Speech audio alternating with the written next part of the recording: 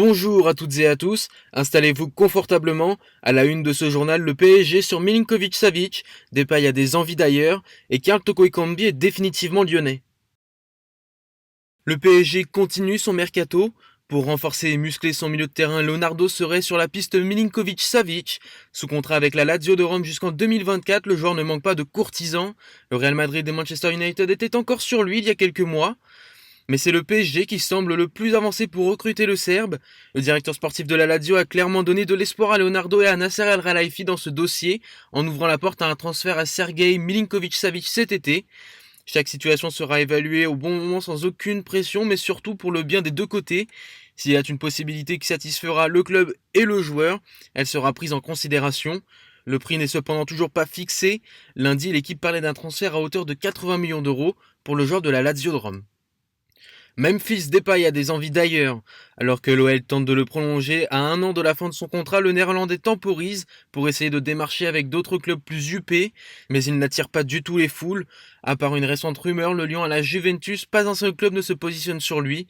Plusieurs clubs affichent des réserves compte tenu de sa condition physique à cause de sa grave blessure. Depay a été victime d'une rupture des ligaments croisés du genou droit en décembre. L'OL a cependant une chance.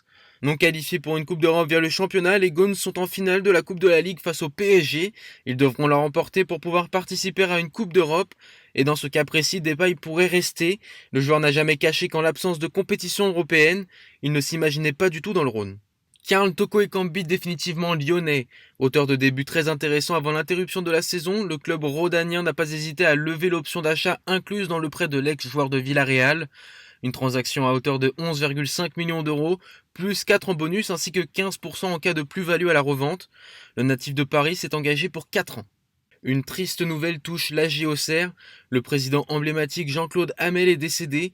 Le club l'a annoncé hier, il s'est éteint à l'âge de 91 ans. Il avait pris les rênes de la Auxerre en 1963, alors en division d'honneur avec Giroud comme entraîneur-joueur. La paire va rapidement gravir les échelons, atteignant la D3 en 1970, puis la Ligue 2 en 1974 jusqu'au titre de champion de France en 1996. Le président avait décidé de beaucoup miser sur son centre de formation, par lesquels sont passés Djibril Cissé, Eric Cantona ou encore Basile Boli. Et on termine avec Olivier Piqueux qui a des doutes concernant l'OM. L'ex-directeur sportif d'Angers se pose des questions sur l'organisation du club. Il n'a toujours pas rencontré Jacques-Henri Hérault qui reste le décisionnaire. Pourtant, il a séduit les chasseurs de tête du CAA de l'OM avec ses idées et ses ambitions. Il avait fait du club olympien sa priorité, mais il se demande s'il ne faudrait pas finalement se tourner vers Monaco. Également très intéressé par le profil du directeur sportif, le club du Rocher pourrait offrir une place de choix à Olivier Piqueux. Deux hypothèses du côté de l'OM, soit le feu vert doit venir de Franck McCourt même, soit tout le monde n'est pas d'accord en interne parce que Piqueux n'est pas le seul à postuler. Dans ce cas, il est logique que les discussions prennent du temps, histoire que les violons s'accordent. C'est tout pour aujourd'hui, je vous donne rendez-vous demain pour votre nouveau journal. À bientôt sur Foot 01.